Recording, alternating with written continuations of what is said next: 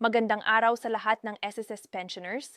May magandang balita tayong pag-uusapan ngayon na siguradong hinihintay ng marami.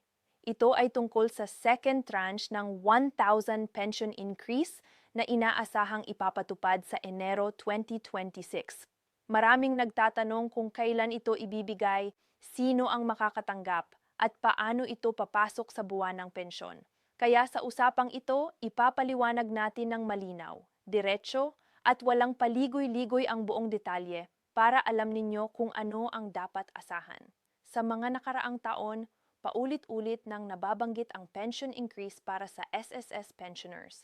Ang 1,000 increase ay bahagi ng mas malawak na plano para tulungan ang mga senior citizens na makasabay sa pagtaas ng presyo ng bilihin. Ang unang tranche ay naibigay na sa mga naunang implementasyon at ngayon ang pinakahihintay ay ang pangalawang tranche na inaasahang ipapasok sa Enero 2026. Ang second tranche ng 1,000 increase ay hindi isang one-time cash assistance. Ito ay inaasahang magiging dagdag sa regular na buwanang pensyon ng mga qualified SSS pensioners. Ibig sabihin, kapag ito ay naipatupad na, tuloy-tuloy na itong madadagdag sa inyong buwanang natatanggap, hindi lang isang beses ibibigay. Kaya mahalagang maintindihan kung paano ito ipatutupad at kung sino ang sakop nito. Maraming pensioners ang nagtatanong kung lahat ba ay makakatanggap ng 1,000 increase. Ang sagot dito ay nakadepende sa classification ng pensioner at sa umiiral na patakaran ng SSS sa oras ng implementasyon. Karaniwan, ang mga retirement pensioners, disability pensioners, at survivor pensioners ay kabilang sa mga benepisyaryong isinasama sa mga ganitong pension increases. Ngunit may ilang kondisyon na kailangang matugunan upang masigurong qualified ang isang pensioner. Isa sa pinakamahalagang tanong ay kung kailan eksaktong ibibigay ang second tranche ng 1,000 increase. Batay sa inaasahang timeline, ito ay target na ipatupad simula Enero 2026. Gayunpaman, mahalagang tandaan na ang aktwal na pagpasok ng increase ay maaaring hindi sabay-sabay para sa lahat ng pensioners. Tulad ng regular na pension release, maaaring sundin pa rin ang existing pension schedule ng SSS, kung saan magkakaiba ang petsa ng crediting base sa pension number o bank processing. May mga pensioners na maaaring makakita agad ng dagdag sa unang pension payout ng Enero 2026, habang ang iba naman ay maaaring sa mga susunod na linggo pa.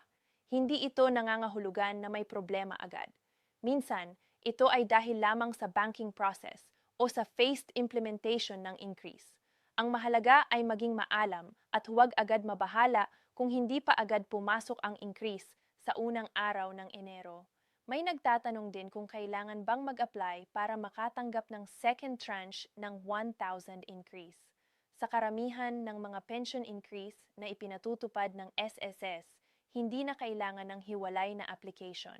Kapag ikaw ay qualified at aktibong pensioner, automatikong ipinapasok ang increase sa iyong pensyon. Gayunpaman, mahalaga na siguraduhing updated ang iyong personal at bank records sa SSS upang maiwasan ang delay.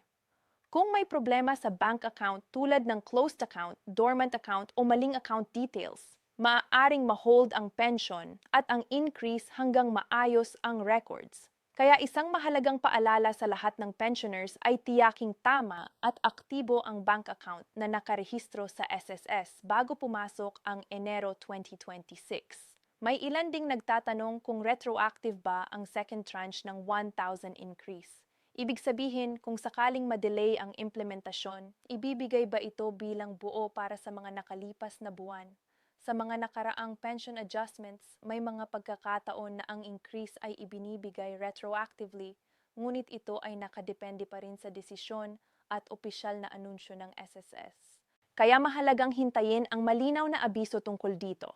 Para sa mga bagong pensioners na magre-retire bago o mismong Enero 2026, karaniwang tanong din kung kasama ba sila sa second tranche ng increase.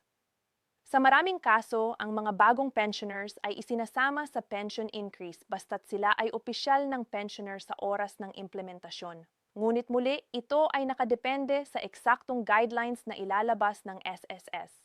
Kaya mainam na maging updated at subaybayan ang mga opisyal na anunsyo. Isa pang mahalagang punto ay ang epekto ng 1,000 increase sa kabuuang pension amount. Para sa maraming pensioners, malaking tulong na ito lalo na sa gastusin sa gamot, pagkain at iba pang pangunahing pangangailangan. Kahit na 1,000 lamang sa tingin ng iba, para sa isang pensioner na umaasa sa buwan ng pensyon, malaking ginhawa na ito sa pang-araw-araw na buhay. Gayunpaman, mahalagang maging realistic sa expectations.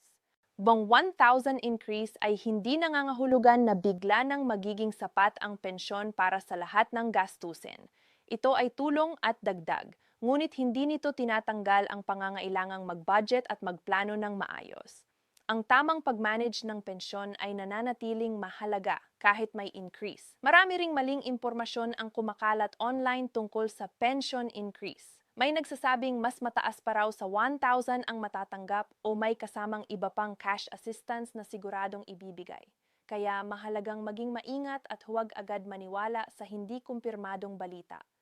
Ang pinakamapagkakatiwalaang source pa rin ay ang opisyal na anunsyo ng SSS. Kung may katanungan ang isang pensioner tungkol sa kanyang eligibility o pension status, mas mainam na direktang makipag-ugnayan sa SSS sa pamamagitan ng kanilang opisina, hotline o opisyal na online channels. Iwasan ang pagbibigay ng personal na impormasyon sa mga hindi kilalang tao o website na nangangako ng mabilis na release ng pension increase kapalit ng bayad. Sa paglapit ng Enero 2026, inaasahan na mas magiging aktibo ang mga pensioners sa pagtatanong at pag-follow up. Normal ito dahil nais ng lahat na makasigurong matatanggap ang kanilang karapat-dapat na benepisyo. Ang pinakamainam na gawin ay manatiling kalmado, maging updated, at siguraduhing maayos ang lahat ng records bago pa man dumating ang implementasyon ng second tranche. Sa kabuuan, ang second tranche ng 1,000 pension increase para sa SSS pensioners ay isang magandang balita na nagbibigay pag-asa at dagdag na ginhawa sa maraming senior citizens. Target itong ipatupad simula Enero 2026, ngunit ang eksaktong petsa ng pagpasok ay maaaring mag-iba depende sa schedule at proseso. Hindi kailangan ng application sa karamihan ng kaso, ngunit mahalagang siguraduhing updated ang personal at bank information. Ang pinakamahalagang mensahe para sa lahat ng SSS pensioners ay ito: maging informed, maging maingat sa impormasyon, at huwag agad maniwala sa mga sabi-sabi. Ang pensyon ay bunga ng maraming taon ng paghuhulog at pagtatrabaho, kaya nararapat lamang na ito ay protektahan at intindihin ng mabuti. Sa tamang kaalaman at paghahanda, mas magiging panatag ang bawat pensioner sa pagharap sa mga darating na buwan at taon. Sana ay nakatulong ang paliwanag na ito upang mas malinaw sa inyo ang tungkol sa second tranche ng 1,000 pension increase sa Enero 2026. Patuloy na makinig, magtanong kung kinakailangan at manatiling updated para masigurong matatanggap ninyo ang lahat ng benepisyong para sa inyo bilang SSS pensioners.